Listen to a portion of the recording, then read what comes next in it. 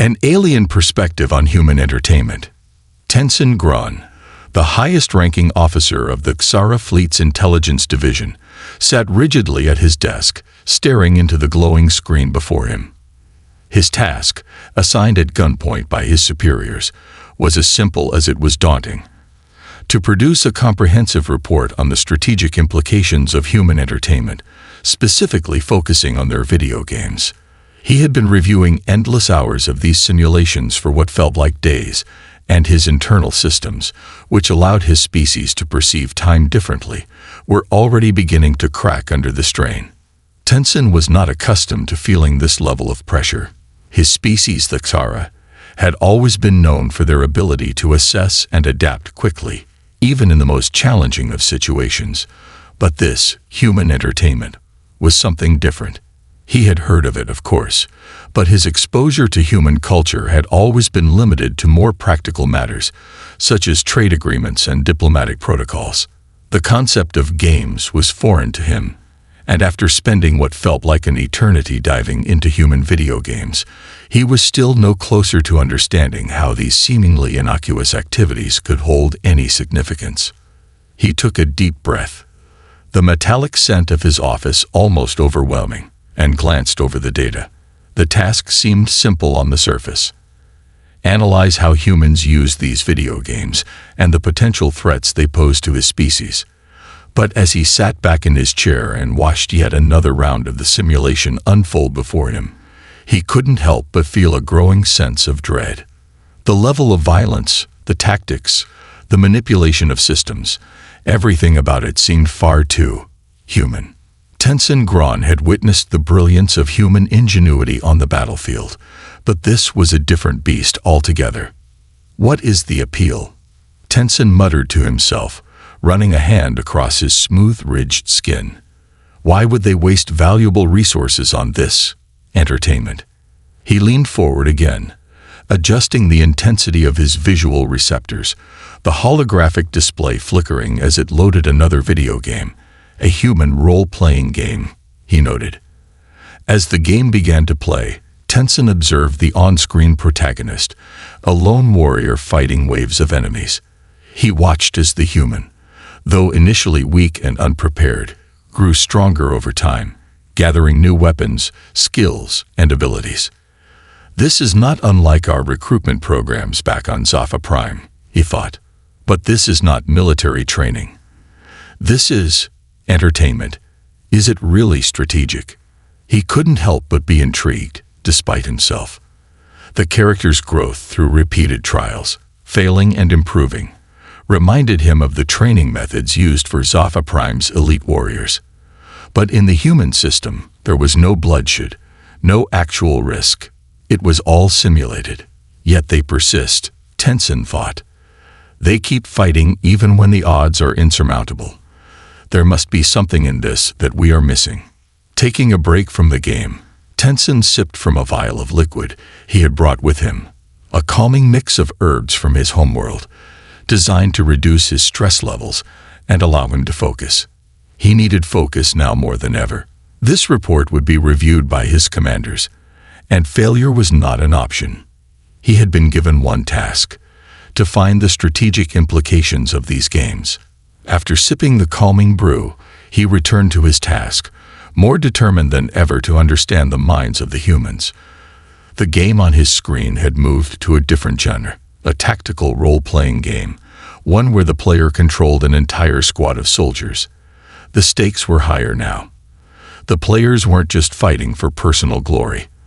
They were commanding units, planning strategies, and facing overwhelming forces.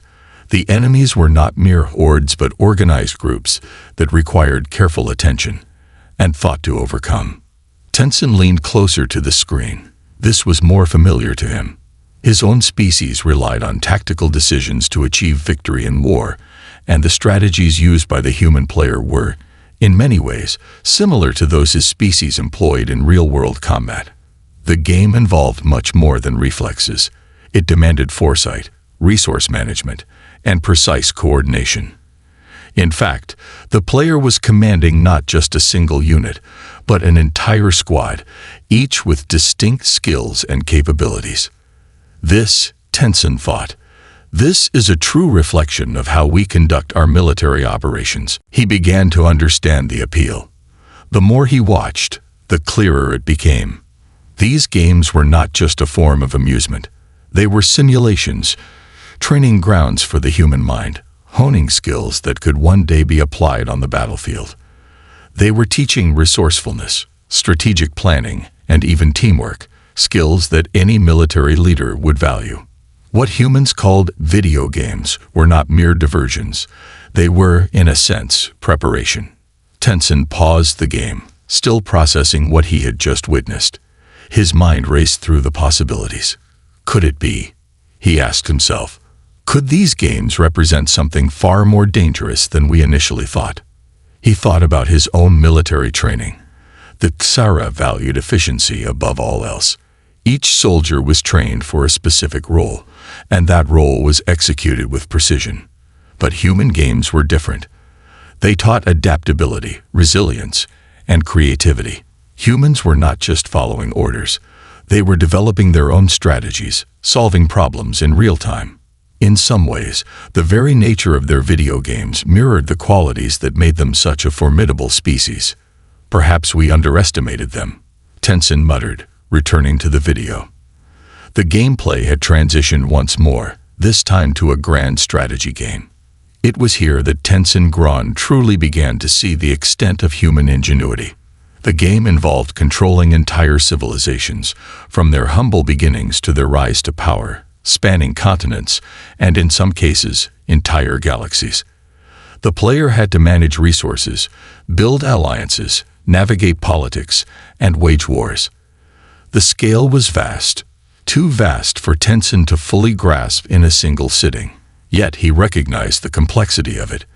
The players had to think several steps ahead, anticipating the moves of other factions, considering diplomatic relations, and managing multiple fronts of war at once. The intricacies of the game were staggering. Every decision, every action had consequences. It was not just about brute force. It was about careful planning, manipulation, and understanding the bigger picture. A general must think like this, Tenson realized. The grand strategy games were a simulation of warfare on a cosmic scale, teaching players not just how to fight but how to lead. These humans are dangerous, Tenson concluded. Very dangerous. The hidden power of human entertainment. Tenson Gron leaned back in his chair, staring at the holographic screen before him. The blue light from the monitor bathed his elongated face, and the soft hum of the office's cooling system was the only sound in the otherwise silent room. His earlier conclusion had left him unsettled. These human video games were not merely a form of escapism or entertainment. They were a tool, a system that was training their minds in ways that even Tenson, with his centuries of experience in intelligence gathering, had not anticipated. His fingers hovered over the controls as he navigated through the various game types, trying to make sense of the overwhelming amount of data in front of him.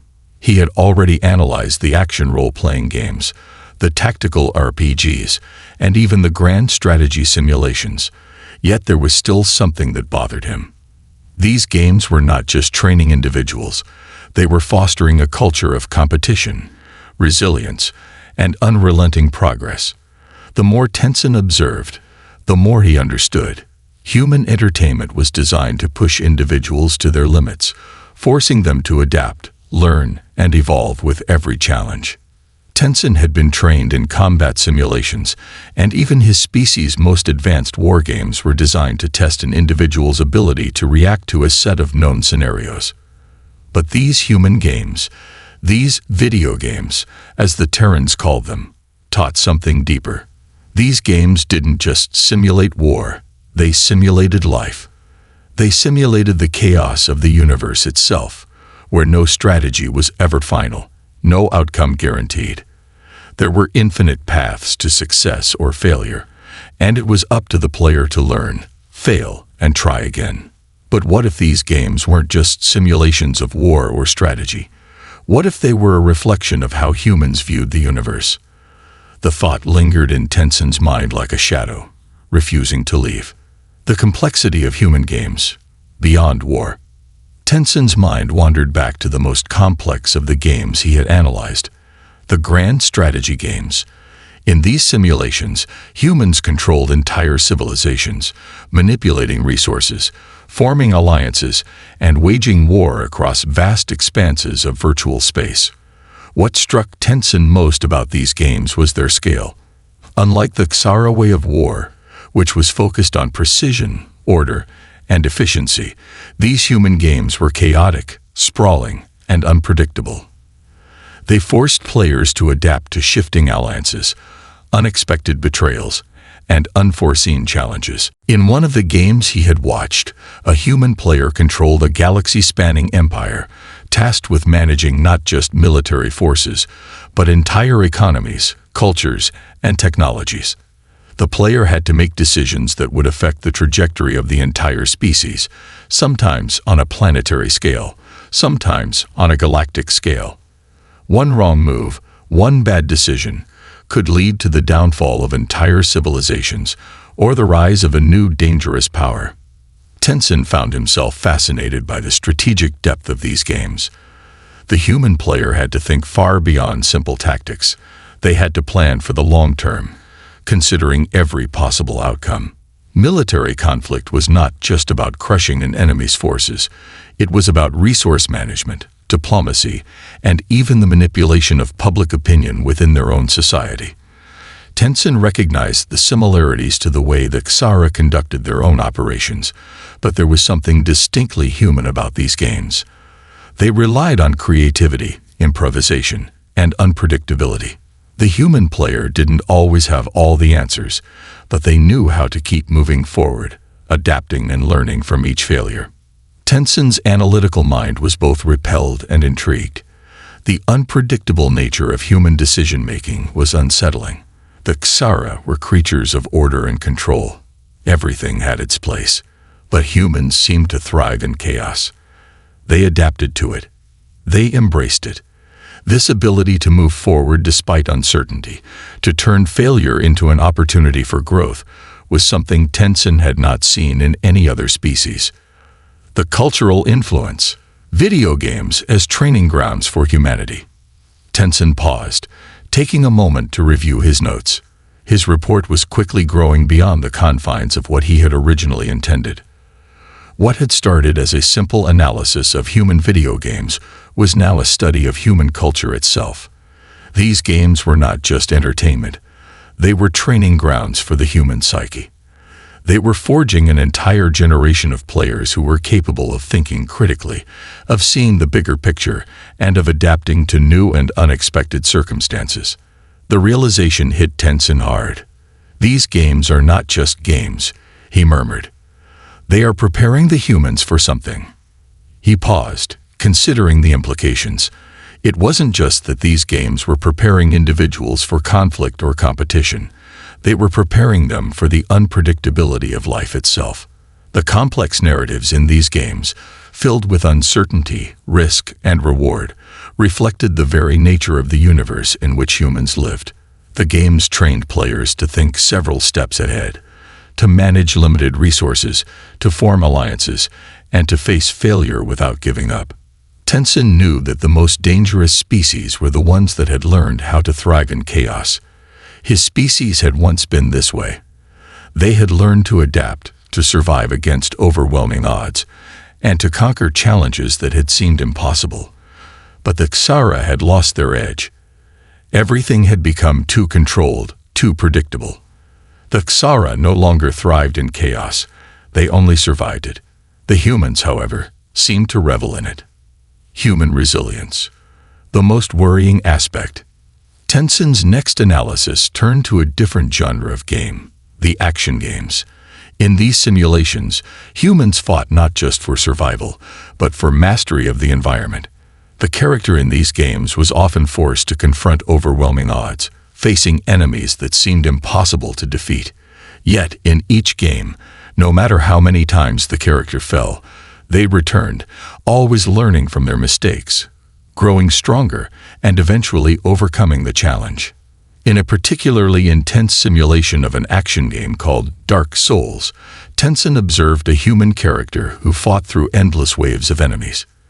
Each time the character died, the player would reattempt the challenge, gaining new abilities, learning the attack patterns of the enemies, and developing new strategies. The more the character failed, the better they became, eventually defeating foes that seemed insurmountable at first. Tencent could feel his internal systems reacting to the display.